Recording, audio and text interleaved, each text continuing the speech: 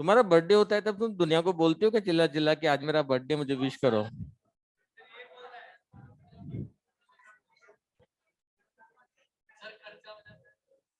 हम्म। वाह यार, ऑनलाइन वाले चौंक जाएंगे आज तो। चलो जब तक अपन पढ़ना चालू करते हैं, बोर्ड बढ़ते हैं। हाँ, ऑनलाइन वाले कोई भी नहीं आया अभी। हम्म। हाँ, 1 मिनट बाकी है अभी। अच्छा, हाँ। और ओके, हाँ हाँ हाँ। अच्छा भाई, अभी पहले बोर्ड बोल लेते हैं, उनको आने दो ना उधर। और इसके अलावा कहाँ तक, ये तो हो गया कंप्लीट। तो नया टॉपिक चलेगा।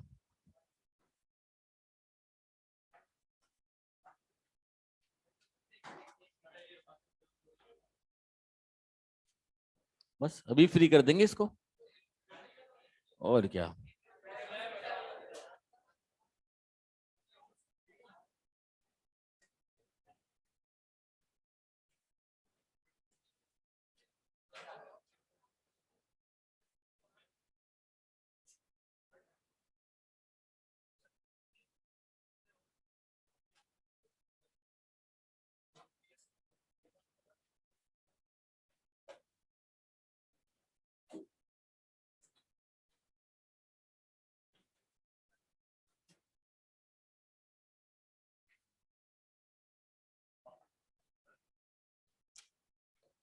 वाह यार, ऑनलाइन वाले आ गए।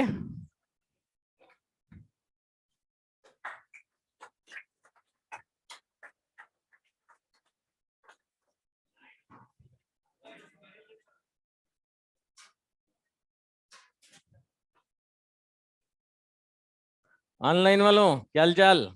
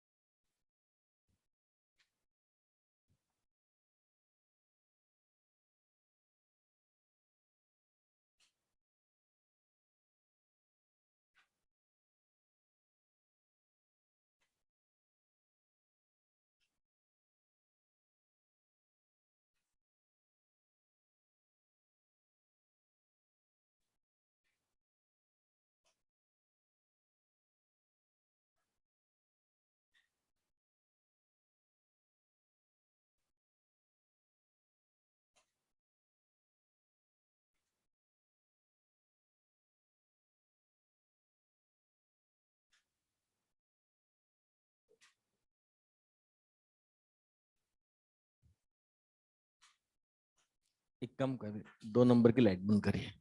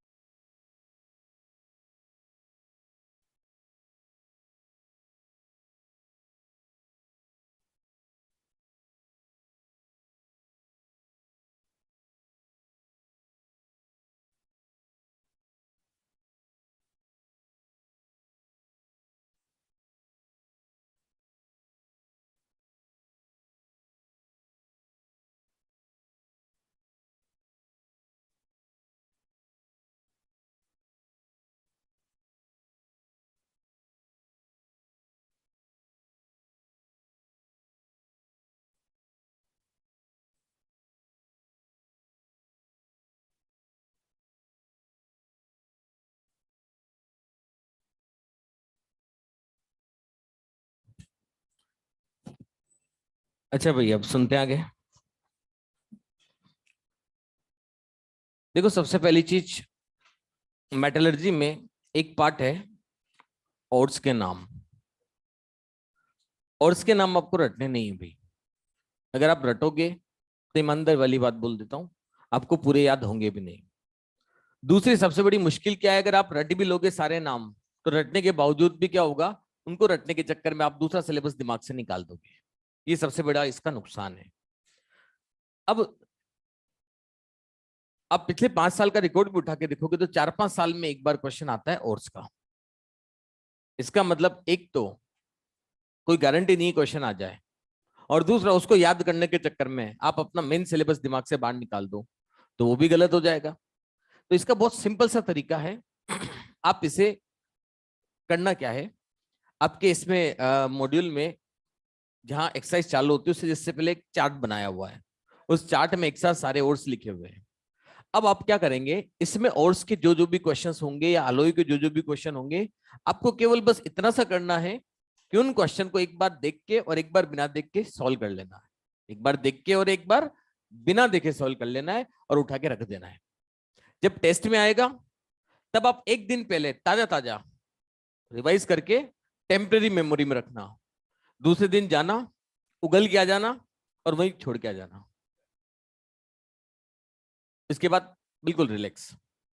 फिर वापस दोबारा जब टेस्ट में जरूरत पड़े तब वापस रिवाइज करना, हाथों हाथ टेम्परेरी मेमोरी में रखना और फिर भूल जाना। आपको एक बार में कुछ गिने चुने तो याद रहेंगे, उसके अलावा बाकी रहेंगे भी नहीं। तो इसीलिए जो नहीं रहेंगे, अपन को ज्यादा मेहनत नहीं करनी है। आप सोचो 4-5 साल में एक बार अगर क्वेश्चन आ रहा है इसका, ओर्स का, तो फिर क्या मतलब है सारे ओर्स रटने का? और आपको क्या पता है कि इनमें से आएगा? फिर जितने आपके मॉड्यूल में लिखे जरूरी थोड़ी इतने ही और हो, इससे भी ज्यादा भी तो हो सकते हैं। तो कोई गारंटी नहीं है। फिर इसका मतलब ज्यादा बेटर तरीका क्या है, टेम्परेरी मेमोरी में रख के जाओ और आप तो क्वेश्चन सोल्व करो। क्वेश्चन टेम्परेरी मेमोरी में अपने आप रह जाएंगे आपके पास, ठीक है ना? तो आपको केवल क्वेश्चन सोल्व करना है और टेम्परेरी मेमोरी में रख के जाना है। इतना सा काम करना ओर्स के लिए, और उसमें मेहनत मत करना, वरना क्या होता है ओर्स रटते फिरते हैं आप। अबे हाइड्रोजन एंड इट्स कंपाउंड्स, ये भी अपन फ्री कर देंगे इसको। फिर लास्ट टॉपिक बचेगा अपना पी ब्लॉक। और पी ब्लॉक भी क्लास मिस मत करना। पी ब्लॉक में ये मान के चलो लगभग 70-80% पी ब्लॉक में कंसेप्ट है। मतलब ठीक है, थ्योरी लेंदी है, ये मैं भी मानता हूं, आपको समझ में सब आएगा। बस आपको फिर बाद में उसके लिए शॉर्ट नोट यूज करना पड़ेगा, क्योंकि इतनी सारी थ्योरीज, केमिकल बॉन्डिंग से भी ज्यादा थ्योरी है पी ब्लॉक के अंदर। तो इतनी सारी थ्योरी है और क्वेश्चन कितने आते हैं? दो। कितने क्वेश्चन आते हैं? दो। तो दो क्वेश्चन जितना तो आप तैयारी करनी ही पड़ेगी। और अभी मैं आपको पी ब्लॉक पढ़ाऊंगा, अभी आप पूरा पढ़ लेंगे। बाद में बोल रहा हूँ ईमानदारी वाली बात, कि बाद में आपकी एक बार तो इच्छा होगी कि पी ब्लॉक छोड़ के चले जाएं। तो इसीलिए मैं स्टार मार्किंग जरूर कराऊंगा मैं पी ब्लॉक में, ताकि एटलीस्ट जब कभी दिमाग में आ जाए कि नहीं यार मैं पी ब्लॉक छोड़ के जा रहा हूँ, तो उसकी जगह स्टार मार्किंग कर जाना। और आपको लगता है कि नहीं मैं पूरा पी ब्लॉक कवर करके जाऊंगा, तो फिर पूरा पढ़ के जाना, कोई दिक्कत ही नहीं है। वो बाद में जब आपकी इच्छा होगी ना इन टाइम पे तब। और चाहो तो इसके लिए सेकंड फ्लोर पे इधर वाला बेंच मैंने पढ़ाया, उसके बाजू वाला भी पढ़ाया है, अपना चल ही रहा है कंटिन्यूस। और इसके बाजू वाला बेंच भी मैंने पढ़ाया, उनसे पूछना वो बता देंगे। पहले वो भी बोलते थे नहीं सर पी ब्लॉक पूरा कर जाएंगे हम, अब वो बोलते हैं कि सर स्टार मार्किंग पे ध्यान दे रहे हैं हम। कारण है क्वेश्चन दो और थ्योरी ज्यादा, इसीलिए दिमाग में रखने में प्रॉब्लम आती है, समझने में नहीं। कारण ये है कि पी ब्लॉक कंसेप्ट है, आप समझ जाओगे बहुत आसानी से, आप क्वेश्चन सॉल्व कर लोगे। ये अभी तक आप बोलते हो ना कि पी ब्लॉक ये ब्लॉक्स रटने पड़ते हैं, ऐसा नहीं है भाई। अगर आप तरीके से पैटर्न फॉलो करो तो वाकई में नहीं रटना पड़ता है। पर बस एक बार तरीके से थ्योरी पढ़ लो, सेलेक्टेड जमी हुई थ्योरी, तो फिर क्या होता है थोड़ा सा आसान हो जाता है समझना। अब हाइड्रोजन एंड इट्स कंपाउंड्स, देखो सबसे पहले बात करते हैं इसके आइसोटोप्स की। 3 तरह के आइसोटोप्स होते हैं, प्रोटियम, ड्यूटेरियम और ट्राइटियम। 1H1, 1H2 या 1D2, और 1H3, 1T3, एक ही बात है। अब ये ऊपर के दो हैं ये नॉन रेडियो एक्टिव है, नीचे वाला जो है ये रेडियो एक्टिव है। और इसमें भी बेटा ये जो प्रोटियम है लगभग 99.9% अकेला मिलता है, अकेला। इसका मतलब आप अंदाजा लगा लो बचे हुए दो हिस्सों में ये है। अब आपको याद हो तो D2O as a moderator use होता है न्यूक्लियर रिएक्शंस के अंदर। अब आप अंदाजा लगाओ न्यूक्लियर रिएक्शन के अंदर बहुत सारा डिटो चाहिए, और 1 लीटर वाटर में कितना डिटो निकला होगा, नाम मात्र का। अरे 99.9% कौन है, प्रोटियम। इसका मतलब बचा कितना है, नाम मात्र का। तो जब इससे H2O डिटो बनाया जाएगा तो आप अंदाजा लगाओ 1 लीटर में कितना सा बनेगा, जरा सा। और 1 लीटर में अगर जरा सा बनेगा तो अगर हमें बहुत सारा डिटो चाहिए तो क्या करना पड़ेगा, कोई ना कोई प्रोसेस यूज करनी पड़ेगी। तो इसीलिए डिटो को बनाने के लिए पूरा का पूरा एक प्लांट होता है, हैवी वाटर प्लांट। तो जहां भी इन न्यूक्लियर रिलेटेड जो भी फैक्ट्रीज वगैरह होगी, पावर प्लांट जो भी होगा, उसके आसपास आप देखना एक डिटो का पूरा एक मैकेनिज्म बना हुआ, फैक्ट्री टाइप का बना होता है, जिसे हम क्या बोलते हैं, हैवी वाटर प्लांट। जैसे अपने कोटा के पास में भी है राउत भाटा, वहां भी एक पूरा पावर प्लांट बना हुआ है, और उसके पास में ही पानी का एक रिसोर्स है जहां पे ये हैवी वाटर प्लांट बना हुआ है। इसका मतलब ये उस पानी को एक साथ बहते हुए पानी को लेंगे और उसमें से D2 एक्सट्रैक्ट आउट करते हैं। क्योंकि आप अंदाजा लगा लो ना कि 1 लीटर में कितना सा बन रहा है। तो सोचो अगर इनको बहुत सारी क्वांटिटी में D2 चाहिए तो इसका मतलब इनको पानी बहुत सारा चाहिए। तो इसीलिए जहां भी पानी का रिसोर्स होगा ना, ये वहीं से D2 एक्सट्रैक्ट आउट करते हैं, फिर उस पानी का ट्रीटमेंट करके उसको वापस फ्लो करवा देते हैं। अब आगे देखिए भाई, अब आता है आइसोटोपिक इफेक्ट। सबसे पहले लिखिए इसमें, due to the large due to the large difference of atomic weight due to the large difference of atomic weight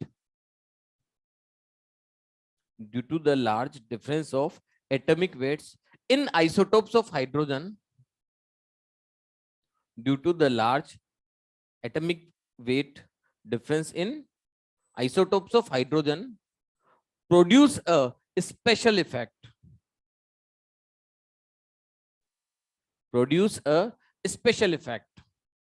that is का साइन जानते हो ना, IE करके लिखते अपन, that is isotopic effect.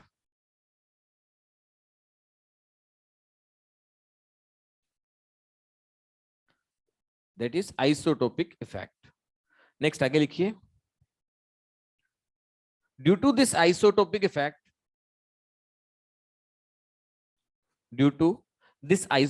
effect some physical and chemical properties due to this isotopic effect some physical and chemical properties of these isotopes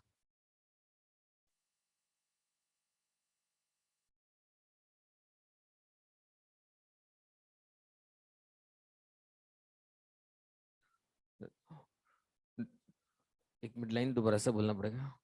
due to large difference of, repeat कर रहा हूं मैं, due to large difference of atomic weight of in isotopes of hydrogen produce a special effect that is मतलब IE, that is isotopic effect. Due to this effect some physical and chemical properties of these isotopes may differ. Some physical and chemical properties of these isotopes may differ, like bond strength,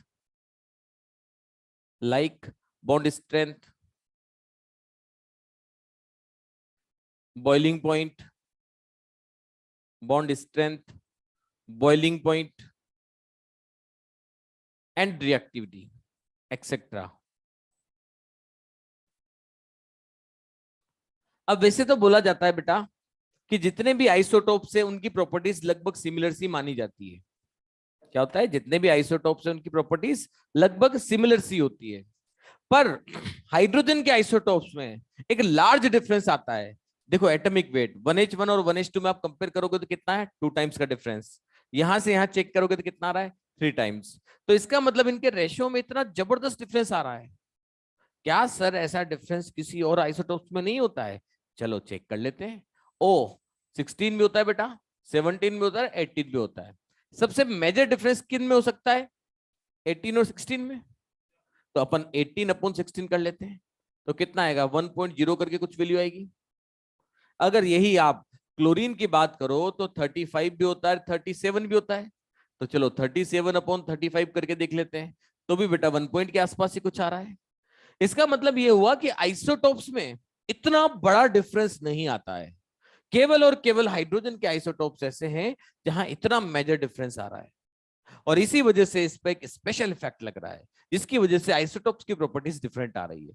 वरना जितने भी isotopes है ना, इन सब में properties isotopes की एक जैसी होती है। आईई, साइज, एटॉमिक रेडियस जिसे बोलते हैं अपन, इवनली ये फिजिकल प्रॉपर्टीज लो, बॉइलिंग पॉइंट, मेल्टिंग पॉइंट, सब एक जैसी है, कहीं कोई डिफरेंस नहीं है। केवल किस में डिफरेंस आता है? हाइड्रोजन में। और उसका कारण क्या है? उसका कारण क्या है? Large difference of atomic wait. तो केवल और केवल हाइड्रोजन में ही ऐसा होता है, बाकी सब में जितने भी आइसोटोप्स है सबकी प्रॉपर्टी एक जैसी होती है।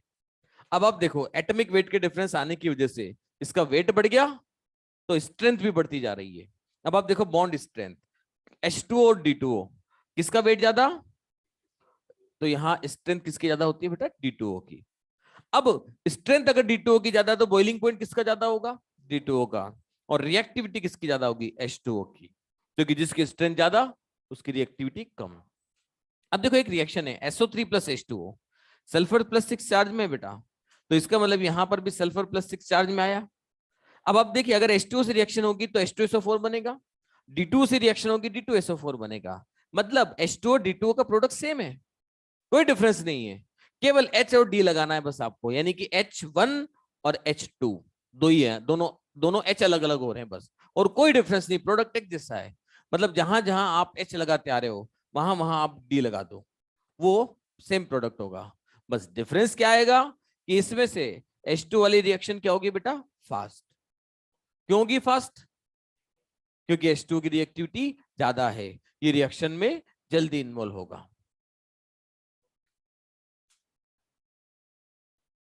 बेटा ये भी अच्छी है, ये भी अच्छी है, ठीक है। अरे डी थोड़ी है, एच ही है ये। वो तो अपन समझने के लिए उसको डी लिख रहे हैं ताकि कंफ्यूज ना हो। और अगर मुझे एच भी लिखना है तो मुझे फिर एटॉमिक वेट मेंशन करना पड़ेगा यहाँ पे। तो इसका मतलब दोनों में हाइड्रोजन बॉन्डिंग है। Next, preparation of H2 gas.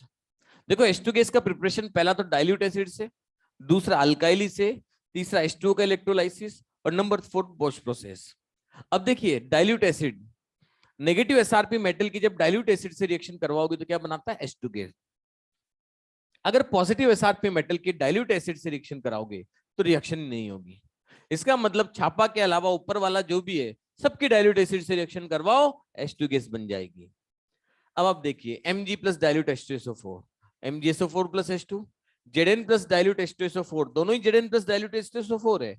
इसमें बनता है ZnSO4 प्लस H2, और इसमें बनता है ZnSO4 प्लस 2H, यानी कि ये बन गया नेसेंट हाइड्रोजन। क्या बनता है बेटा?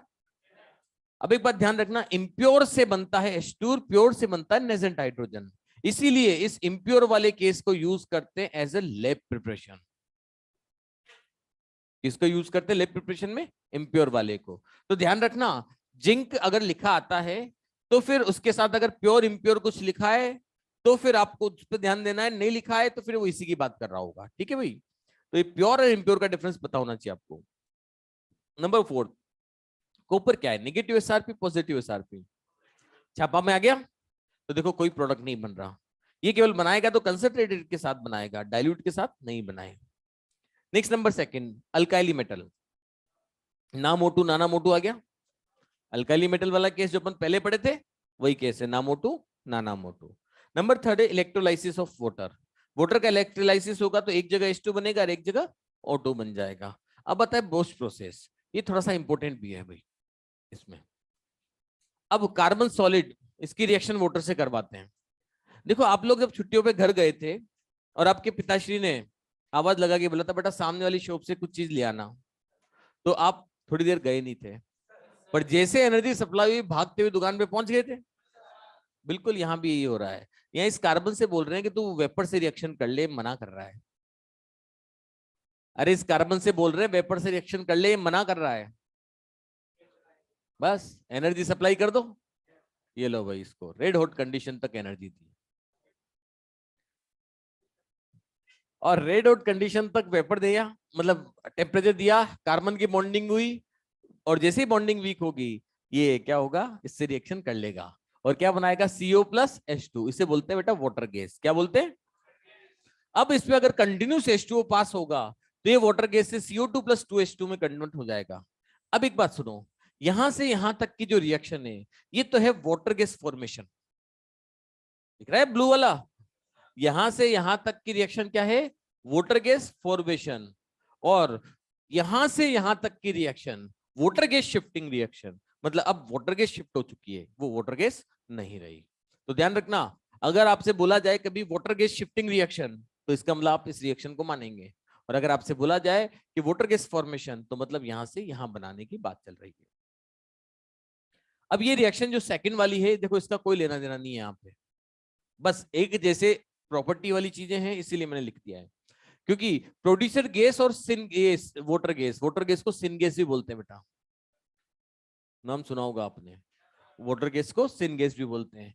तो ये जो वाटर गैस है ये और प्रोड्यूसर गैस लगभग दोनों एक जैसे लगते हैं, इसीलिए मैंने दोनों को एक साथ ही लिखा है, ताकि जब आप एक दोनों को एक साथ देखोगे तो आपके दिमाग में दोनों का डिफरेंस क्रिएट रहेगा। अब देखो, कार्बन सॉलिड को हमने एयर से रिएक्शन करवाई, टेम्परेचर क्या रखा 1000, तो इसमें फिर ये बन जाएगा CO प्लस N2। क्योंकि आप एक चीज सोचिए बेटा, 1000 टेम्परेचर रख रहे हैं मतलब आप गर्म कर रहे हो, सिंपल सी बात है। और गर्म करने में आप मॉइस्चर एयर तो लोगे नहीं, आप कौन सा एयर लोगे, ड्राई एयर। तो देखो O2 plus N2 dry air का कंटेंट है, तो इसीलिए क्या बना लेता है, CO प्लस N2 यानी कि प्रोड्यूसर गैस। नेक्स्ट है H2O2। H2O2 इसे बोलते हैं हाइड्रोजन पेरोक्साइड। अब हाइड्रोजन पेरोक्साइड में अगर आप स्ट्रक्चर देखोगे बेटा तो half open book like structure है इसका। अब इसका OO बॉन्ड जो है वो तो है नॉन पोलर, क्योंकि दोनों बॉन्ड O वाला बॉन्ड है, डेल्टा EN क्या आ रहा है 0। OH बॉन्ड क्या है, पोलर, और डाइपोल मोमेंट क्या होता है, नॉट जीरो। अब देखो मुझे इसको बनाना है H2O2 को, एक बहुत सिंपल सी गणित है, अगर कोई भी कंपाउंड में पेरोक्साइड है उसको तोड़ दो H2O2 बन जाएगा। कोई भी कंपाउंड में पेरोक्साइड है, तोड़ दो H2O2 बन जाएगा। अगर आप किसी H2O2 को किसी से भी रिएक्शन करवाते हो तो वो पेरोक्सिल लिंकेज जो सामने वाले कंपाउंड में जुड़ जाएगा। जैसे कि आपने K2Cr2O7 की रिएक्शन करवाई थी H2O2 से, और वो बनाया था CrO5 बटरफ्लाई लाइक स्ट्रक्चर। यानी कि आप अगर H2O2 को किसी भी कंपाउंड में जोड़ दोगे तो उसमें पेरोक्सिल लिंकेज आ जाएगा, और अगर आप कोई पेरोक्साइड लिंकेज वाला कंपाउंड तोड़ दोगे तो वो H2O2 बना लेगा। अब आप देखिए Na2O2 इसे बोलते हैं सोडियम पेरोक्साइड, और BaO2 इसे बोलते हैं बेरियम पेरोक्साइड। अब आप देखो दोनों पेरोक्साइड को तोड़ रहे हो आप, और पेरोक्साइड को तोड़ा तो आप देखो H2 और O2 कंबाइन हो गए और ये बन गया H2O2 प्लस साथ में आ गया Na2SO4। ऐसे आप इसमें देखो BaO2 को हमने H2SO4 से रिएक्शन करवाई, ये बनाएगा H2O2 प्लस BaSO4। अब एक डाउट बनता है, सर आपने इसमें कहीं नहीं लिखा डॉट XH2O, पर आप इसमें लिख रहे हैं डॉट XH2, ऐसा क्यों? अरे भाई इसमें क्या लिख रहे हैं आप, कोई XH2 है क्या? नहीं है। और इसमें XH2 है, सर ये क्या है? भाई XH2 अगर दोनों में लगता तो भी कोई परेशानी नहीं थी, ये एक में भी नहीं लगता तो भी कोई परेशानी नहीं थी, एक में H2O लगाया और एक में नहीं लगाया तो क्यों? रीजन सुनो। देखो भाई होता क्या है, जैसे मान लो आप किसी भी चीज की एक मिश्री की डली है, मिश्री को अगर आप खाते हो तो ऐसा थोड़ी कि सीधा सेंटर पार्ट पिघल जाएगा, पहले आउटर से धीरे धीरे मिश्री पिघलेगी। तो इसका मतलब जब हम BaO2 की रिएक्शन करवा रहे हैं H2SO4 के साथ, तो BaO2 सबसे पहले सरफेस पे रिएक्शन करेगा, उसके बाद रिएक्शन अंदर होगी। तो जैसे ही सरफेस पे रिएक्शन हुई BaSO4 बन जाता है, और BaSO4 इनसोल्यूबल होता है। क्या होता है? और व्हाइट पीपीटी देता ही है। तो इसका मतलब सरफेस पे BaSO4 बन गया, इनसोल्यूबल हो गया। अब आप देखो इस H2SO4 के आगे रिएक्शन करने नहीं दे रही है। इसका मतलब अब हम क्या कर रहे हैं, डॉट XH2 क्यों ले रहे हैं, हम इसे बना रहे हैं पोरस स्ट्रक्चर। क्या बना रहे हैं बेटा, पोरस स्ट्रक्चर, ताकि अगर सरफेस के ऊपर BaSO4 भी डिपॉजिट हो जाए तो भी उसमें पोरस यानी कि छेद, बारीक बारीक होल होते ना, उन्हें बोलते हैं पोरस स्ट्रक्चर। तो पोरस रहेगा वो स्ट्रक्चर, तो इसका मतलब ये H2SO4 अंदर जाता रहेगा और बाकी से रिएक्शन करता रहेगा, इसीलिए इसको XH2 यूज किया जाता है। अब मुझे यहां तक का हिस्सा मिटाना है, मिटा दूं?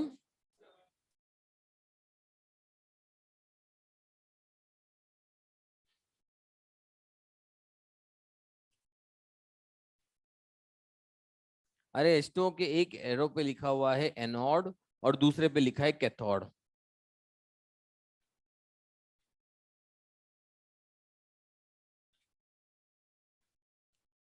ठीक है ना, एक एरो पे लिखा है एनोड ऊपर वाले पे और नीचे वाले पे लिखा है कैथोड। हाँ, आज हाइड्रोजन खत्म कर देंगे भाई।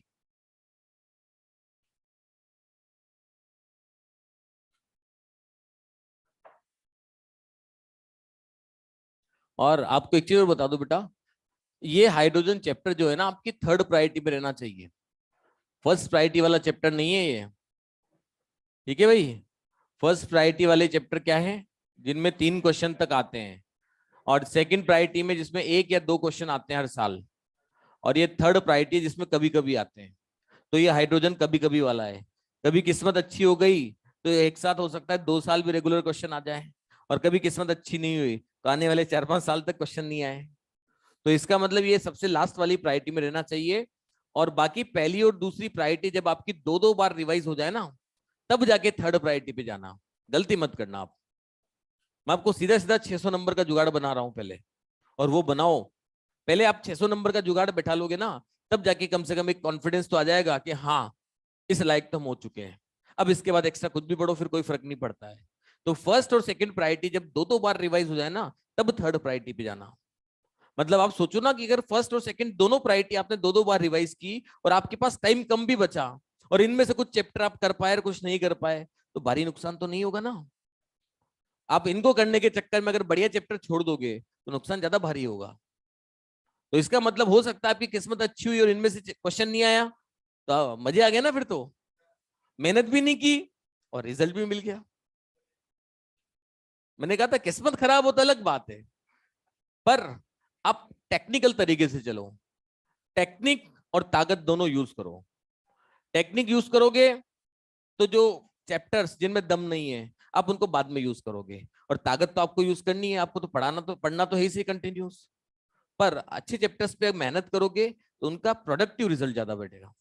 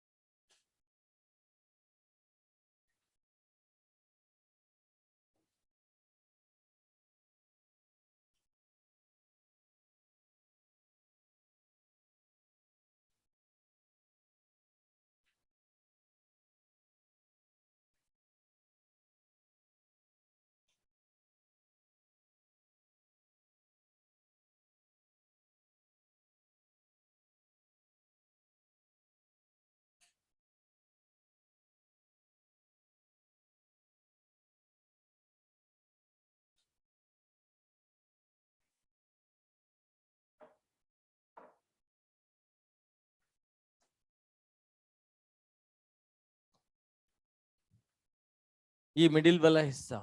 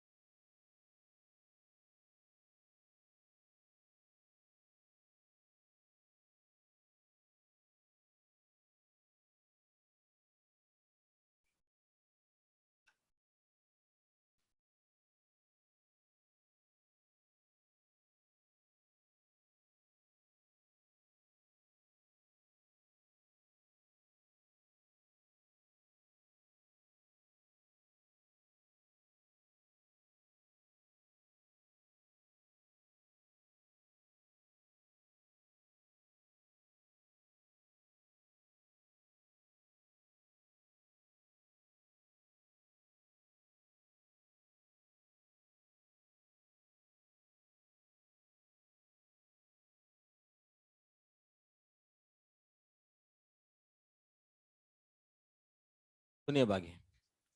H2O2, एक मिनट के लिए सुन लो, मैं दे दूंगा, 1 मिनट दे दूंगा आपको लिखने के लिए, बस 1 मिनट में तो लिख लेना।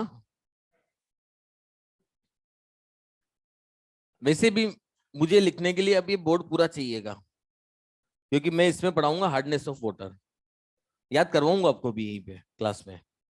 तो हार्डनेस ऑफ वाटर जो है, ऐसे तो थ्योरेटिकल भरा पड़ा है पूरा, पर मैं उसको आपको शॉर्ट में चार्ट फॉर्म में बताऊंगा। तो चार्ट फॉर्म में क्या होगा, आपको इजी वे में याद हो जाएगा वो। अब देखिए H2O2 है, H2O2 को आप ओपन नहीं कर सकते हो या फिर विदाउट कलर वाली बोतल में नहीं रख सकते हो, क्योंकि H2O2 बहुत इजीली टूट जाता है H2O प्लस नजर टॉक्सिन में। और अगर ये नजर टॉक्सिन में टूट गया तो ये नजर टॉक्सिन क्या करेगा, एज ऑक्सीडाइजिंग एजेंट बिहेवियर भी देगा और ब्लीचिंग एक्शन भी देगा। अब आप देखिए अभी ऑक्सीडाइजिंग नेचर का बिहेवियर भी देखेंगे अपन इसका। अच्छा एक चीज और बेटा, हमने जब पढ़ा था KMnO4 और K2Cr2O7, तो KMnO4 अपने मैक्सिमम चार्ज पे था +7 पे, K2Cr2O7 क्रोमियम भी अपने मैक्सिमम चार्ज पे था +6 पे। तो इसका मतलब क्या हुआ कि ये अपने मैक्सिमम चार्ज पर है, और कोई भी अगर अपने मैक्सिमम चार्ज पर होता है तो केवल ऑक्सीडाइजिंग एजेंट का काम करता है। कोई अगर मिनिमम चार्ज पे होगा तो केवल रिड्यूसिंग एजेंट का काम करेगा। अगर कोई अपने दोनों चार्ज पे होगा, मतलब मिडिल वाले चार्ज पे होगा, तो कम और ज्यादा दोनों पे मूव कर सकता है, वो दोनों काम करेगा। तो इसका मतलब अगर कोई हाईएस्ट चार्ज पर है तो oxidising agent only, lowest charge पे तो रिड्यूसिंग एजेंट ओनली, पर अगर कोई मिडिल चार्ज पर है तो ऑक्सीडाइजिंग भी हो सकता है, रिड्यूसिंग भी हो सकता है। अब देखिए आप बेटा, H2O2 में ऑक्सीजन का चार्ज कितना है, -1। यहां पे H2O में बात करें तो ऑक्सीजन का चार्ज कितना दिख रहा है, -2, और O2 पे कितना होगा। इसका मतलब ये हुआ कि ये अपने लोअर और हायर दोनों चार्ज की साइड मूव कर सकता है, मतलब इसकी दोनों वर्किंग है, ऑक्सीडाइजिंग एजेंट भी और रिड्यूसिंग एजेंट भी। अब बताइए इसने खुद का क्या किया, सामने वाले का,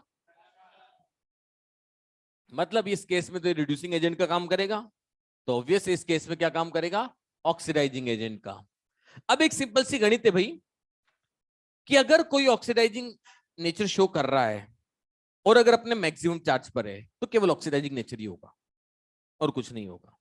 पर अगर कोई अपने मिडिल चार्ज पर है तो वो ऑक्सीडाइजिंग नेचर तभी शो कर पाएगा जब उससे कमजोर ऑक्सीडाइजिंग एजेंट साथ में आए। अगर उससे पावरफुल ऑक्सीडाइजिंग एजेंट साथ में आ गया तो ऑब्वियस है ऑक्सीडाइजिंग नेचर कौन शो करेगा, पावरफुल वाला ही शो करेगा। उसके केस में फिर इसको क्या करना पड़ेगा, रिड्यूसिंग नेचर। तो इसका मतलब ये हुआ कि कोई भी ऑक्सीडाइजिंग एजेंट अगर अपने दोनों चार्ज में मूव करने की टेंडेंसी बता रहा है तो वो दोनों में से कुछ भी हो सकता है, ऑक्सीडाइजिंग भी हो सकता है और रिड्यूसिंग भी हो सकता है। मतलब डिपेंड करेगा कि वो रिएक्शन किससे कर रहा है। अब आप देखिए बेटा, KMnO4 बहुत पावरफुल ऑक्सीडाइजिंग एजेंट है, Iron+3 पावरफुल ऑक्सीडाइजिंग एजेंट है, क्योंकि मैक्सिमम चार्ज है, इससे ज्यादा तो होता ही नहीं इसका चार्ज। तो ऐसे केस में जब ये ऑक्सीडाइजिंग एजेंट बहुत पावरफुल है तो ऑब्वियस है मजबूरन इसको क्या काम करना पड़ेगा, रिड्यूसिंग एजेंट। दूसरी बात, अगर कोई अपने मिडिल चार्ज पर है तो जनरली वो मॉडरेट ऑक्सीडाइजिंग एजेंट होगा या मॉडरेट रिड्यूसिंग एजेंट होगा, पावरफुल नहीं होगा दोनों ही केस में। क्यों, क्योंकि वो मीडियम चार्ज पे। अगर कोई हाई चार्ज पे है तो पावरफुल ऑक्सीडाइजिंग एजेंट होगा इन जनरल, और अगर कोई लोअर चार्ज पर है तो पावरफुल रिड्यूसिंग एजेंट होगा, क्योंकि वो इससे ज्यादा या कम तो आगे बढ़ नहीं सकता। पर अगर कोई मिडिल चार्ज पर है तो मॉडरेट कैटेगरी का होगा, चाहे ऑक्सीडाइजिंग हो चाहे रिड्यूसिंग हो। अब आप देखिए KMnO4 हमें पता है बहुत पावरफुल है, K2Cr2O7 बहुत पावरफुल है, तो ये पावरफुल ऑक्सीडाइजिंग एजेंट है। ऑब्वियस इनके सामने मॉडरेट वाला तो मॉडरेट ही रहेगा फिर तो अगर कोई पावरफुल वाला है और उसके साथ अगर ये दूसरा केस आता है तो H2O2 या कोई भी मॉडरेट वाला केस, तो फिर फिक्स है ये रिड्यूसिंग एजेंट ही बनेगा। अब आप देखिए Br-I- छुटपुट है, जिनको कोई भी छोटे से छोटा ऑक्सीडाइजिंग एजेंट ऑक्सीडेशन कर सकता है, तो इन छुटपुट के सामने तो ये क्या बन रहा है, ऑक्सीडाइजिंग एजेंट। या ऐसा समझो कि एक गली में एक डॉन और दूसरी गली में दूसरा डॉन, दोनों डॉन अपनी अपनी गली में है, पर जब दोनों भिड़ेंगे तो पता लगेगा ना असली डॉन कौन। तो यहां पर ये भी ऑक्सीडाइजिंग एजेंट और ये भी ऑक्सीडाइजिंग एजेंट, ये अपने एरिया में ये अपने एरिया में, पर जब दोनों भिड़ेंगे तो पता लगेगा ना कि असली ऑक्सीडाइजिंग एजेंट कौन। तो यहां दोनों को चेक करोगे तो ये केवल ऑक्सीडाइजिंग एजेंट है और बहुत ताकतवर है, और ये मॉडरेट है, मतलब इसके कंपेरिजन में तो बहुत कम है। अब आप देखिए Br- को Br2 में ले गया, I- को I2 में ले गया, NO2- यानी आइट को NO3- यानी I8 में ले गया। तो ये देखो कॉमन रिएक्शन तो आ गई बेटा ये सारी। अरे क्या ये कॉमन रिएक्शन है, बस एक रिएक्शन एक्स्ट्रा है पीबीएस वाली। पीबीएस ब्लैक को ये पीबीएसओ4 व्हाइट में कन्वर्ट कर देता है। आपको याद हो तो आपने कभी आपके घर में या कहीं किसी मिलने वाले के यहाँ सालों पुरानी ऑयल पेंटिंग्स देखी हो। उन ऑयल पेंटिंग्स जो कई सालों से पड़ी होती है उनमें ब्लैक से स्पॉट आ जाते हैं। वो ब्लैक स्पॉट होता है पीबीएस बनने के कारण। तो फिर हम क्या करते हैं उस पे H2O2 या ओजोन, दोनों सेम वर्किंग करते हैं। H2O2 और ओजोन दोनों में से किसी को भी जहां ब्लैक स्पॉट है उस पर लगा दो, तो वो ब्लैक स्पॉट को किसमें कन्वर्ट कर देगा, व्हाइट स्पॉट के अंदर। पर एक प्रॉब्लम है, आपको अगर आलस आ जाए और आप बोले अरे यार इतना दिमाग कौन लगाए, जगह जगह इतने सारे डॉट्स लगाने पड़ेंगे, एक बार में पूरी पेंटिंग पे फेर दो, तो कोई दिक्कत नहीं, पूरी पे फेर दो। पर बेटा जो व्हाइट करना था हमें वो तो व्हाइट होगा ही होगा, बाकी पेंटिंग भी व्हाइट हो जाएगी। कारण ये ब्लीचिंग एजेंट है। ब्लीच करना मतलब रंग उड़ाने का काम है इसका। तो इसका मतलब पूरी पेंटिंग पे मत फेर देना इसको गलती से भी, तो बाकी जो कलर है ना वो कलर भी उड़ जाएगा और पूरी पेंटिंग एकदम व्हाइट हो जाएगी, बिल्कुल नई जैसी लगेगी। तो अब देखिए यहां पर ये पीबीएस ब्लैक को पीबीएसओ4 व्हाइट में कन्वर्ट करता है। ये एक रिएक्शन एक्स्ट्रा है हमारे पास, बाकी देखो सारी रिएक्शन कॉमन है। इस पे आइए, आयरन +3 +2 में जाएगा, KMnO4 एसिडिक मीडियम में तो किस में जाएगा, +2 में। और KMnO4 अगर बेसिक मीडियम में तो किस में जाएगा बेटा, +4 या +6, 4। बिल्कुल +4 में जाएगा। मैंने आपको बोला था कि अगर स्ट्रॉन्ग बेस लिखाएगा तो +6 लिखोगे आप, अगर बेस लिखाया तो मतलब वीक बेस है वो, और Ag2O को ले जाएगा Ag में। अब फाइनली अब आप बताइए मुझे कि अगर ये ऑक्सीडाइजिंग एजेंट होगा तो बताइए प्रोडक्ट क्या बनाएगा। बने हुए ना, देख के बताओ ना, आपको खुद को पता होना चाहिए ना कि कौन क्या प्रोडक्ट बना रहा है। बिल्कुल ये बनाएगा H2O। और अगर ये रिड्यूसिंग एजेंट का काम करेगा तो बताइए प्रोडक्ट क्या बनाएगा, O2। तो ये रटने की चीजें नहीं है बेटा, आप खुद देखो, आपको अपने आप दिख रहा है कि अगर रिड्यूसिंग एजेंट का काम कर रहा है तो O2 में जाएगा ये। तो आप देखो रिड्यूसिंग एजेंट का काम किया तो O2 में चला गया, और अगर ऑक्सीडाइजिंग एजेंट का काम किया तो H2O में जाएगा, ये H2O में चला गया। ठीक है भाई, चलो 1 मिनट आपको दिया, 1 मिनट में आप लिख के फ्री कर दो।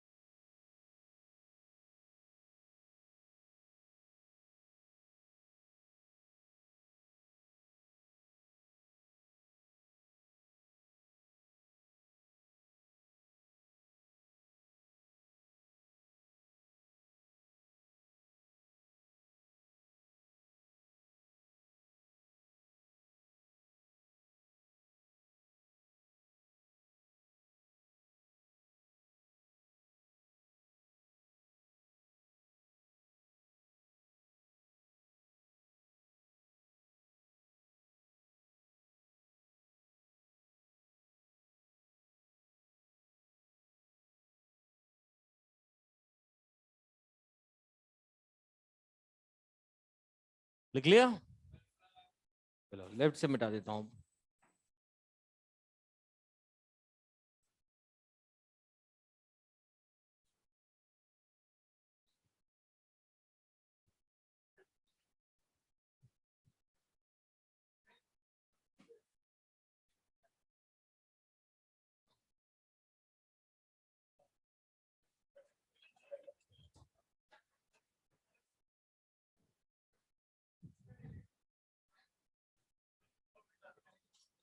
अभी वहां पहुंचेंगे तब मिटाएंगे। उसमें इसकी कमी उधर पूरी कर लो।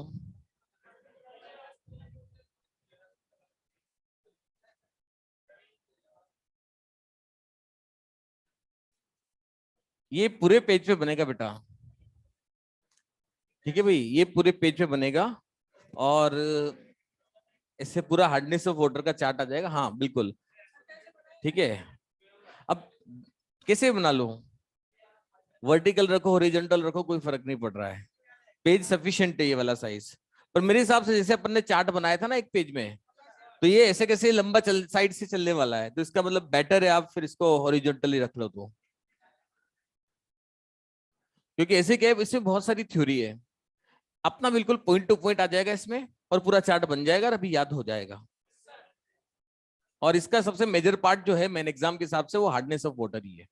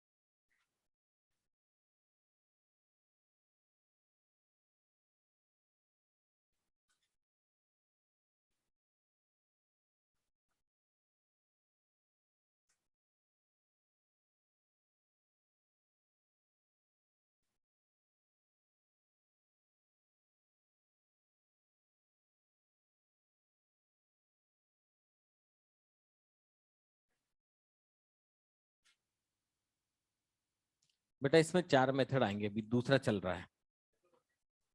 बस यहाँ भी आएगा भी, बस ये जितना पेज है इतना ही है, इससे ज्यादा नहीं जाएगा। अरे भाई 2 मेथड इसके हैं, 4 इसके हैं, तो 1 और 2 यहां जाएगा, तीसरा इस जगह आ जाएगा और चौथा यहां आएगा। हाँ नहीं, ऊपर वाला तो हो गया, बस इतना ही है, अभी नीचे वाला चल रहा है बस।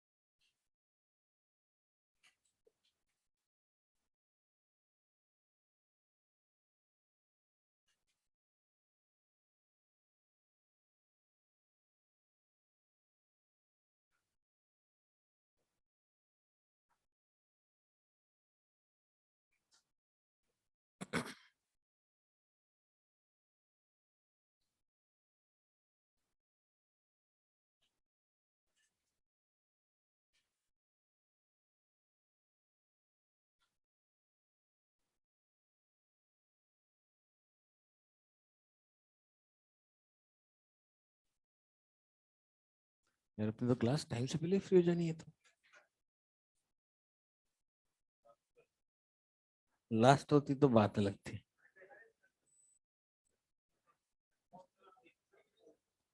अरे पी ब्लॉक में भी पहला टॉपिक भी तो बड़ा है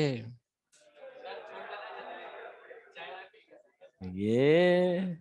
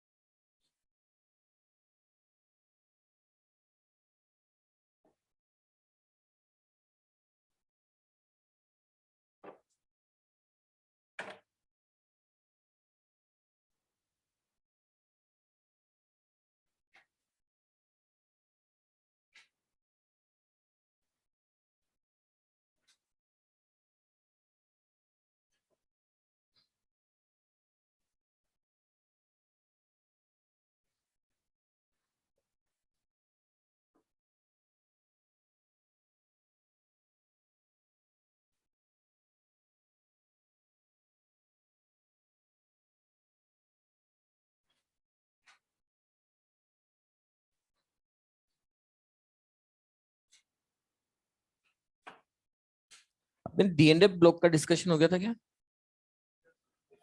डी एंड एफ ब्लॉक का। हाँ तो फिर नेक्स्ट क्लास में मेटलर्जी का डिस्कशन रख लेते हैं, ठीक है? तो मेटलर्जी कंप्लीट कर लाना।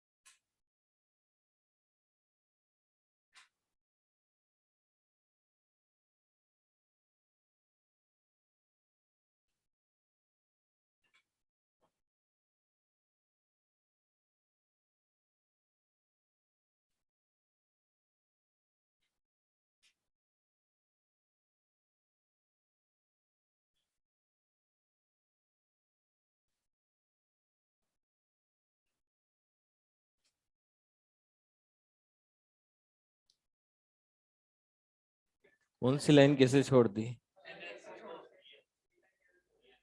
कहाँ छोड़ी?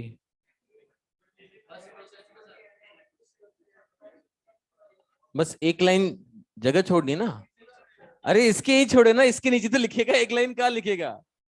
या नाम लिखा होगा तो एक लाइन छोड़ के दूसरा लिखना चालू कर दे। अरे कैसे भी छोड़ दे, लिखना है उसमें। कब बड़ा होगा तू?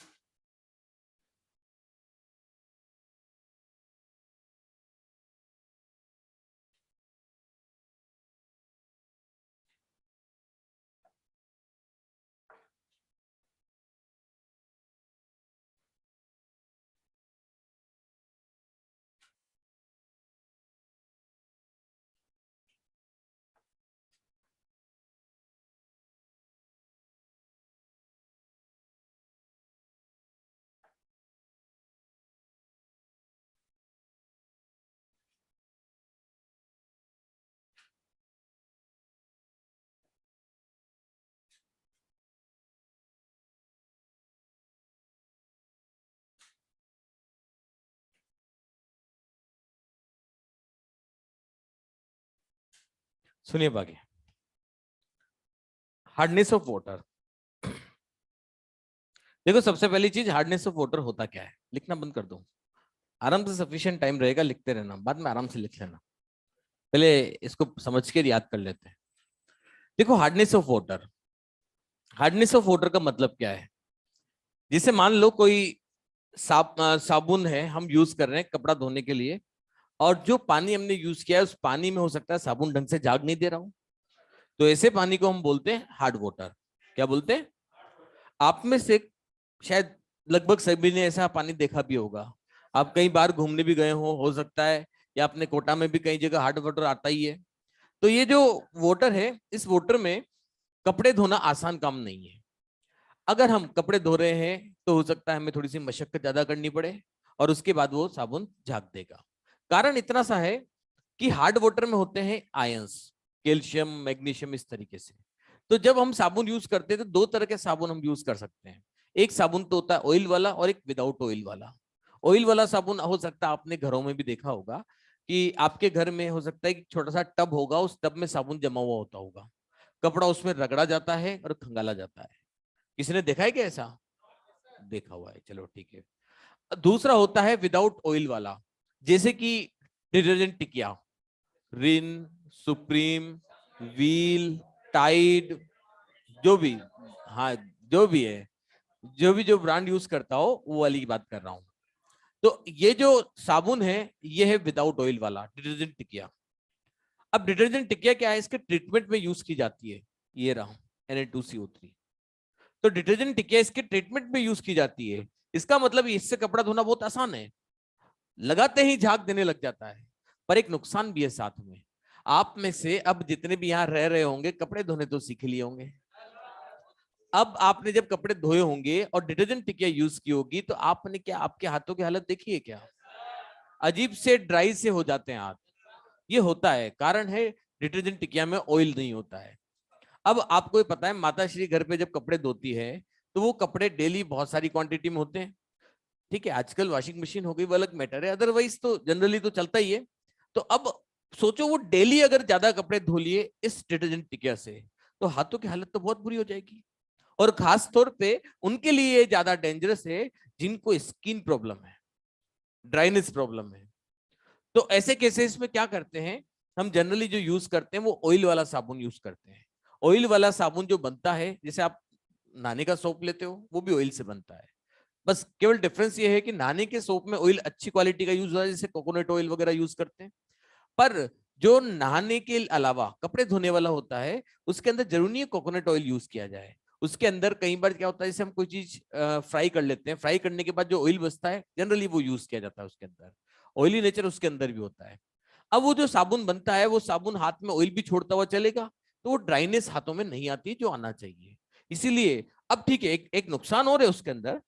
देखो आपको पता हो तो उसके अंदर होगा RCOONA वाला पार्ट। अब ये वाला पार्ट होगा, तो जब ये पार्ट कैल्शियम या मैग्नीशियम आयन अवेलेबल होता है बेटा किसके अंदर, पानी के अंदर, तो ये कैल्शियम और मैग्नीशियम दोनों का रिएक्टिविटी सोडियम से ज्यादा है। लीक बसर का नेम मांगी अलमारी। अब ये सॉरी एमजी का नहीं है, सीए का ज्यादा है। तो ये सीए क्या करेगा, इसको आसानी से रिप्लेस कर देगा। इसको आसानी से रिप्लेस करेगा तो ये बनाएगा आर सी डबल ओ और सी ए, ये ट्वाइस। तो इसका मतलब ये हुआ कि ये जो स्टेरिक एसिड का पार्ट है उसके साथ कंबाइन होना चालू कर देगा, और जब तक ये कंबाइन होता रहेगा तब तक प्रेसिपिटेट आउट होता रहेगा। इसका मतलब ये कैल्शियम का पार्ट जब आप कपड़ा धो रहे हो तो पानी में तो पहले गीला करना ही पड़ेगा कपड़ा, और जैसे कपड़ा गीला किया उसमें कैल्शियम और मैग्नीशियम आयन अवेलेबल होगा। जैसे साबुन घिसना चालू करोगे वो कैल्शियम, ये बना हुआ ना स्टेरिक एसिड का पार्ट, इस पे कंबाइन होके जाएगा और इस स्टेरिक पार्ट को अपने साथ जोड़ता रहेगा। अब उस पानी में जब तक कैल्शियम अवेलेबल होगा तब तक ये प्रेसिपिटेट आउट होगा, तब तक ये झाग नहीं देगा। जैसे कैल्शियम आयन खत्म हुआ अब जाके ये झाग देना चालू करेगा। इसका मतलब देखा जाए तो थोड़ा सा साबुन तो बिगड़ ही रहा है, पर हाथ बचाना बेटर है कि साबुन बिगाड़ना बेटर है। इसीलिए दोनों ही सही है, दोनों ही सही है। हाथ बचाने के लिए ही साबुन बिगाड़ रहे हैं अपन। तो इसका मतलब डिटर्जेंट टिकिया में लॉस है, पर ऑयल वाले साबुन में ठीक है, हाथ तो बच रहा है, सेफ है, थोड़ा सा साबुन गया तो गया। तो ये होता है हार्ड वाटर। अब हार्ड वाटर में कपड़े धोना आसान नहीं है, क्योंकि हार्ड वाटर में क्या होगा, इस तरह से प्रेसिपिटेट आउट होना चालू हो जाएगा। अब एक क्वेश्चन और बनता है कि सर जो पानी हमारे घर तक आता है नलों में, वो पानी वाटर ट्रीटमेंट होके आता है, आपको पता है ना, वाटर बॉक्स से वाटर ट्रीटमेंट होके ही पानी आता है वहां से। तो सर जब वो पानी वाटर ट्रीटमेंट होके आया है तो फिर उसमें ये हार्डनेस कैसे आ गई। तो बेटा आपको जो पानी मिलता है वो पानी एक तो इनसॉल्युबल इंप्योरिटीज को क्लियर करके मिलता है, दूसरा बैक्टीरियल इन्फेक्शन ना हो इसीलिए उसमें क्लोरीन वाटर वगैरह डाल देते हैं ताकि वो सेफली घर तक पहुंच जाए। पर इसके अलावा बाकी और कुछ भी नहीं होता उसमें। मतलब ये जो इम्प्योरिटीज आ रही है ये इम्प्योरिटीज सोल्यूबल है, इनसॉल्युबल थोड़ी है। सोल्यूबल है तभी तो आप तक पहुंच रही है, इनसॉल्युबल होती तो वहीं की वहीं छन जाती है। तो और ना इसमें कोई बैक्टीरिया जो वहां मर जाए क्लोरीन वाटर डालने से। तो इसका मतलब ये सॉल्युबल पार्ट है, इसीलिए आपके नल तक पहुंच रहा है। अब फाइनली अगर ये सॉल्युबल पार्ट है तो इसका मतलब हम इसे कैसे रिमूव करें। तो इसे रिमूव करने के लिए हम क्या कर रहे हैं भाई, हम इस सॉल्युबल को क्या कर रहे हैं बेटा, इनसॉल्युबल बना रहे हैं। मतलब आप इस सॉल्युबल को क्या कर रहे हो, इनसॉल्युबल बनाओगे। अब सोचो अगर आपने सॉल्युबल को इनसॉल्युबल बना दिया तो छान के अलग कर दो, इंप्योरिटीज खत्म, यानी कि हार्डनेस खत्म। अब आप देखिए आपने पहला मेथड यूज किया है, तो सबसे पहली चीज हार्डनेस ऑफ वाटर किस किस आयन की वजह से होती है, कैल्शियम और मैग्नीशियम। हार्डनेस ऑफ वाटर किस किस आयन की वजह से होती है बेटा, कैल्शियम और मैग्नीशियम। अगर ये टेम्परेरी हार्डनेस है तो इसमें बाइकार्बोनेट जुड़ जाएगा, और अगर ये परमानेंट हार्डनेस है तो क्लोराइड और सल्फेट इसमें ऐड होगा। इसका मतलब अगर कैल्शियम बाइकार्बोनेट है तो टेम्परेरी हार्डनेस, कैल्शियम क्लोराइड है तो परमानेंट हार्डनेस। अब ट्रीटमेंट कर रहे हैं हम, और ट्रीटमेंट कर रहे हैं किसका, सबसे पहले टेम्परेरी का। टेम्परेरी के ट्रीटमेंट में हमने सोल्यूबल को इनसोल्यूबल बनाना चालू किया। अब आप देखिए पहले बॉइल किया आपने, कैल्शियम बाइकार्बोनेट को गर्म किया, बाइकार्बोनेट को गर्म करने पर carbonate plus CO2 plus H2 बनता है। याद रहना चाहिए आपको, ये अपने पास कई बार काम में आ चुकी है रिएक्शन बाइकार्बोनेट को तोड़ने वाली। तो कैल्शियम बाइकार्बोनेट को जब गर्म किया जाता है तो carbonate plus CO2 plus H2 बना। अब आपको पता होना चाहिए कैल्शियम बाइकार्बोनेट सोल्यूबल है और CaCO3 मिल्की व्हाइट पीपीटी देता है, मतलब ये आ गया इनसोल्यूबल पार्ट। तो जैसे ये इनसोल्यूबल बनेगा गर्म करते ही हम छान के अलग कर देंगे, हार्डनेस खत्म। दूसरा आता है मैग्नीशियम बाइकार्बोनेट। अब मैग्नीशियम बाइकार्बोनेट में एक डाउट और बना, सर अगर ये मैग्नीशियम बाइकार्बोनेट है MgHCO3 होल ट्वाइस, तो जब आप इसे गर्म करोगे तो गर्म करने पर ये बनाएगा MgCO3 plus CO2 plus H2। तो सर यहां पर तो MgOH होल ट्वाइस बना रहे हो आप। तो बिल्कुल बेटा होता यही है, पहले यही बनता है, फिर ये इससे रिएक्शन करेगा और ये कन्वर्ट हो जाएगा MgOH होल ट्वाइस में। अब MgOH होल ट्वाइस ज्यादा इंसोल्यूबल होता है कंपेयर टू MgCO3, इसीलिए जब आप इस पार्ट में इंसोल्यूबल पार्ट बना रहे हो तो फिर तो ये बनाएगा ना इसके कंपैरिजन में, क्योंकि ये वाला पार्ट ज्यादा इंसोल्यूबल है, मतलब इसका KSP कम है और इसका KSP ज्यादा है। और KSP जिसका ज्यादा होता है उसकी सॉल्युबिलिटी क्या होती है, ज्यादा, क्योंकि KSP क्या है, सॉल्युबिलिटी प्रोडक्ट। तो इसका मतलब MgOH होल ट्वाइस ज्यादा इनसोल्यूबल है कंपेयर टू MgCO3। इसीलिए यहां पर MgCO3 ना बन के क्या बनता है, MgOH होल ट्वाइस। तो ये बात भी आप याद रखना। ये क्वेश्चन में अगर आपको पूछता है कि मैग्नीशियम बाइकार्बोनेट जो है बॉइलिंग करने पर ये क्या प्रोडक्ट बनाएगा, या बॉइलिंग करने पर इसका इनसोल्यूबल प्रोडक्ट क्या होगा, तो अपन जनरली देखते क्या बोलेंगे, बाइकार्बोनेट का कार्बोनेट बनेगा। पर नहीं, ध्यान रखना इसका इनसोल्यूबल प्रोडक्ट कार्बोनेट की जगह क्या बनता है, हाइड्रोक्साइड। दूसरा मेथड है by Clark method. By Clark method. अब इस क्लार्क मेथड में एजेंट क्या यूज करते हैं बेटा, CaOH होल ट्वाइस। अब आप देखिए, हमने बाइकार्बोनेट को CaOH होल ट्वाइस से रिएक्शन करवाया। देखो दो तो Ca plus CO3 whole twice हो जाएगा, यहाँ पे H हटा दोगे तो दो CaCO3, 2H यहां से आया और 2H यहां था तो 4H और 2 ऑक्सीजन यानी कि 2H2O। अब आप देखिए, आपने इसको यूज किया तो फिर ये क्या कर रहा है, सोल्यूबल को इनसोल्यूबल बना रहा है। इसका मतलब ओवरऑल कंक्लूजन क्या बना हमारे पास, कि हम टेम्पररी हार्डनेस में सोल्यूबल पार्ट को इनसोल्यूबल में कन्वर्ट कर रहे हैं। अब आता है परमानेंट हार्डनेस। परमानेंट हार्डनेस का ट्रीटमेंट करना है तो ट्रीटमेंट के लिए हमें चाहिए केमिकल सॉफ्टनर्स। अब ये केमिकल सॉफ्टनर्स हम क्यों यूज कर रहे हैं, क्या ये परमानेंट हार्डनेस वाले इससे नहीं हटेंगे, बिल्कुल नहीं। आप जब हार्डनेस वाली बात आएगी तो आपको सबसे पहले यही मेथड यूज करना होता है। ये मेथड होने के बाद भी अगर वाटर में हार्डनेस है तो इसका मतलब वो टेम्परेरी नहीं है, फिर परमानेंट है। और परमानेंट को हटाना है तो ये मेथड काम के नहीं है। अब परमानेंट को हटाना है तो फिर उसके लिए चाहिए केमिकल सॉफ्टनर्स। अब देखो कौन कौन से केमिकल सॉफ्टनर्स हम यूज कर रहे हैं। पहला Na2CO3 वॉशिंग सोडा, यानी कि वो डिटर्जेंट टिकिया वाली बात आ गई। दूसरा NaOH और तीसरा Na3PO4। इनमें से कोई भी यूज किया जा सकता है। अब इसके लिखो वन लाइन,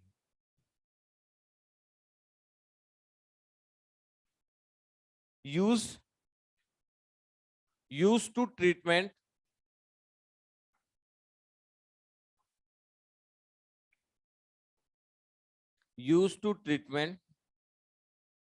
सिंथेटिक के बाद लिखा है resin, use to treatment both temporary as well as permanent hardness.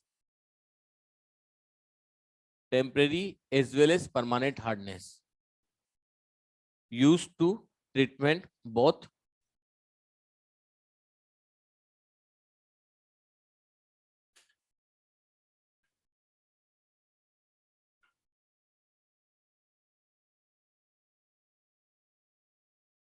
लिख लिया।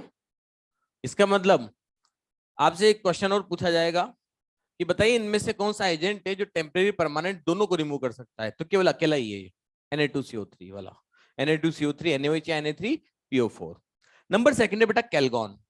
कैलगोन में एजेंट यूज किया जाता है Na PO3 होल 6। अब देखो Na PO3 होल 6 का नाम है सोडियम हेक्सामेटाफॉस्फेट। जब मैं आपको पी ब्लॉक में ऑक्सी एसिड पढ़ाऊंगा तो ये नाम बन जाएगा अपने आप, क्योंकि आपने उसमें मेटा वाले खेल नहीं पढ़े, मेटा और पायरो। आपने सिंपल ऑक्सी एसिड देखा है अभी तक। अब देखो Na PO3 होल 6 को क्या मैं ऐसे लिख सकता हूं, Na PO3 होल 6 को क्या मैं ऐसे लिख सकता हूं, तो Na2Na4PO3 होल 6 ये तो है कैलगोन। क्या है बेटा ये, कैलगोन। अब इस कैलगोन को हमने किस में ऐड किया था, हार्डनेस कौन सी थी, टेम्परेरी या परमानेंट, तो परमानेंट में आप एक एग्जांपल ले लिया CaCl2। तो जब ये CaCl2 से रिएक्शन करेगा तो बेटा ये Ca जो है इस सोडियम से ज्यादा रिएक्टिव है, तो ये क्या करेगा, इस सोडियम को रिप्लेस करेगा और इस कॉम्प्लेक्स के अंदर चला जाएगा। और आप देखिए Na बाहर आ गया और बन गया NaCl। तो अब हमने किया क्या, ध्यान से समझना, इसमें कैल्शियम को ले गए कॉम्प्लेक्स में और Cl को बाहर ही छोड़ दिया। मतलब आपने कैल्शियम और क्लोराइड को अलग अलग कर दिया है। इसका मतलब हम परमानेंट हार्डनेस में क्या कर रहे हैं, Ca+2 और Cl- दोनों को क्या कर रहे हैं, सेपरेट कर रहे हैं, दोनों को अलग अलग कर देंगे। या Mg+2 Cl- या फिर SO4-2, किसी को भी लो आप, इनको क्या करेंगे, सेपरेट कर देंगे। मतलब कैल्शियम और क्लोराइड साथ में जुड़ेगा तो हार्डनेस होगी, अगर दोनों ही अलग अलग हो गए तो हार्डनेस खत्म। अब देखिए यहां पर ये कैल्शियम इस डब्बे में आ गया, डब्बे के अंदर आते हैं Na2Ca2PO3 होल 6। अब इस कैल्शियम और क्लोरीन का मतलब क्लोराइड का साथ छूट चुका है, तो कैल्शियम क्या क्लोराइड के साथ है या गया, यानी कि कैल्शियम गॉन, यानी कि कैलगॉन। तो कैल्शियम चला जाता है यानी कि कैल्शियम गॉन, इसीलिए बोलते हैं इसको कैलगॉन। नंबर थर्ड, आयन एक्सचेंज या परम्यूटेट एजेंट।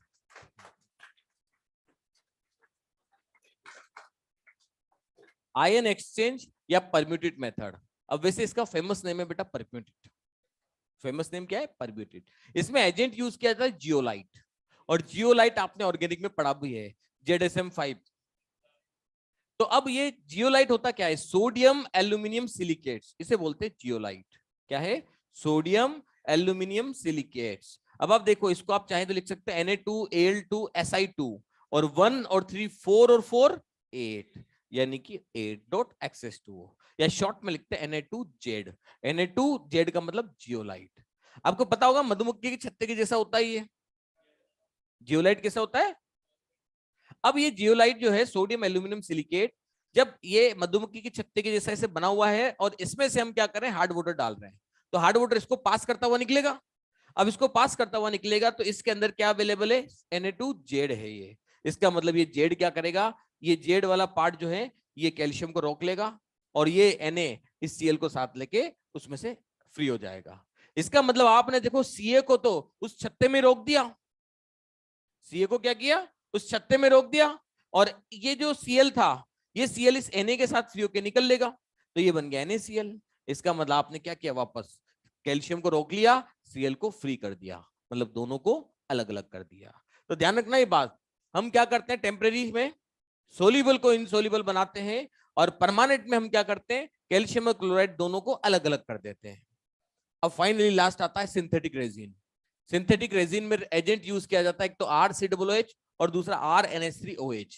RCOOH यूज करते हैं बेटा कैटायनिक एक्सचेंजर में, और RNH3OH यूज करते हैं एनायनिक एक्सचेंजर में। अब देखो होता क्या है, ये तो है कैटायनिक एक्सचेंजर और ये है एनायनिक एक्सचेंजर। यहां से हमने हार्ड वाटर ऐड किया, कैल्शियम मैग्नीशियम क्लोराइड और सल्फेट, 4 ही आयन थे हार्ड वाटर के। जब ये इसमें गया तो अंदर क्या हुआ? देखो पूरा का पूरा वो बिल्कुल मधुमक्खी के छत्ते जैसा पूरा का पूरा RCOOH बना हुआ है और चिपका रखा है इसके अंदर।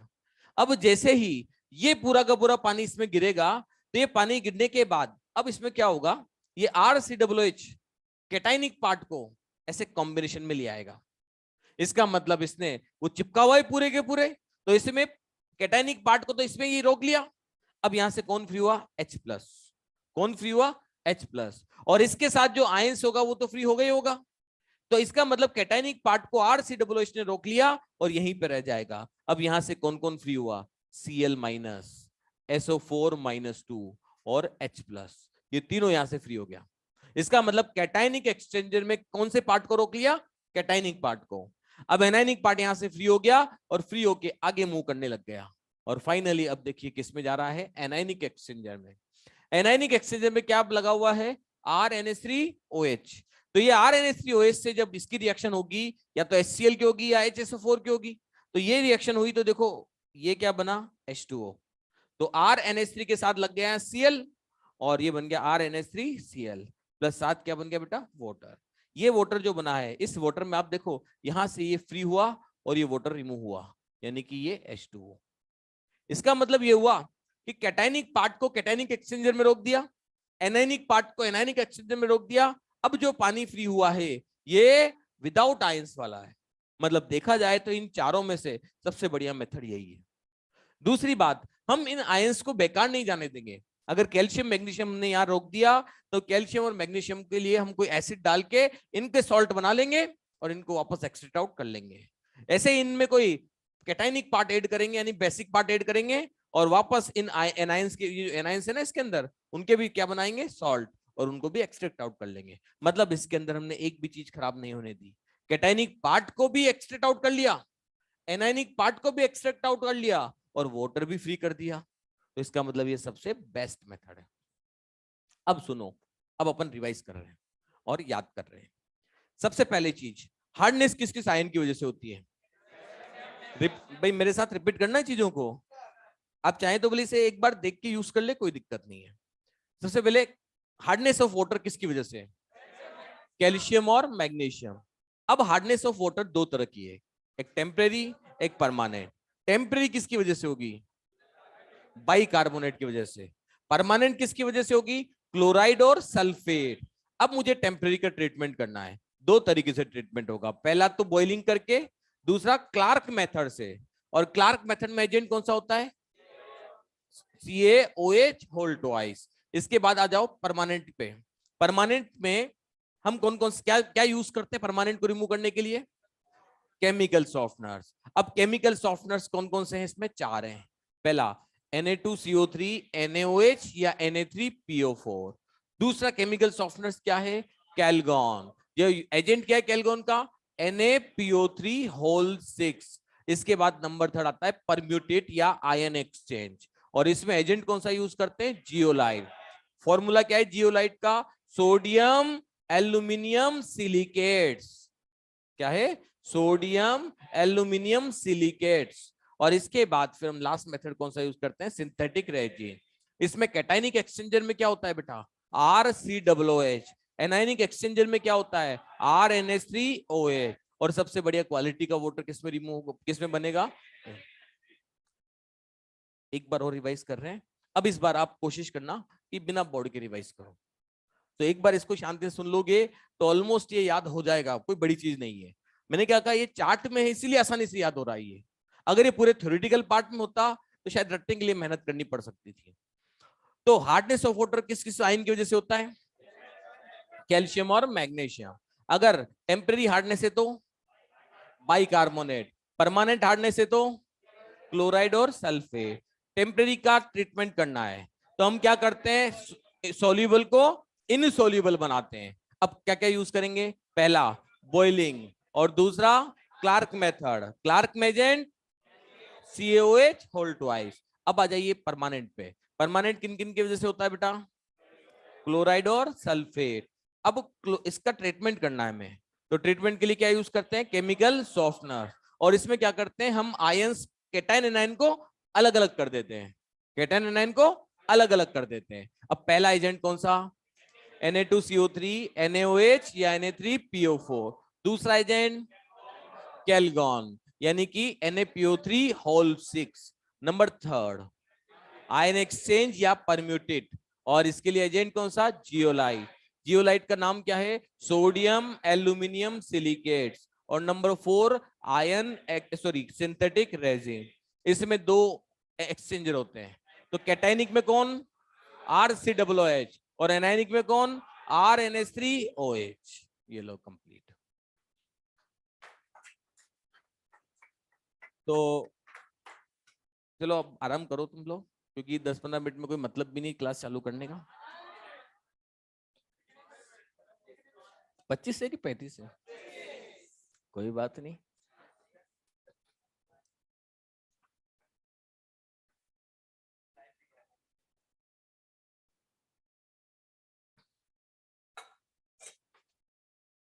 तो फिर नेक्स्ट क्लास में चालू करेंगे पी ब्लॉक।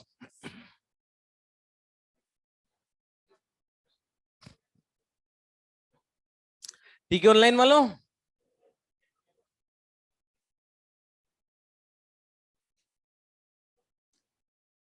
माइनर में देखो, एक तो अपना कोऑर्डिनेशन का जरा सा हिस्सा बचा हुआ था। हाँ वो बाद वाला हिस्सा, मतलब सिनर्जिक बॉन्डिंग और उसके बाद वाला हिस्सा, तो वो वाला हिस्सा बचा। इसके बाद फिर डीएनएफ मेटलर्जी रख देते। हाइड्रोजन और पी ब्लॉक फिर एक साथ दे देंगे ना भाई, ऐसे टुकड़ों में करके दो ना यार। देने में तो क्या है, मैं पूरा सिलेबस दे दूंगा, पढ़ना तुम लोगों को भाई। तो डीएनएफ मेटलर्जी, मेटलर्जी ठीक ठाक टॉपिक हो गया, और डीएनएफ छोटा सा टॉपिक है सही। तो दो टॉपिक वो हो गए, छोटा सा कोऑर्डिनेशन बचा हुआ है, तो इतना काफी है। फिर हाइड्रोजन और पी ब्लॉक नेक्स्ट रख देंगे अपन। ठीक है भाई? तो लॉग आउट कर दूं ऑनलाइन? चलो ठीक है, लिखो 2-3 मिनट बाद लॉग आउट करेंगे।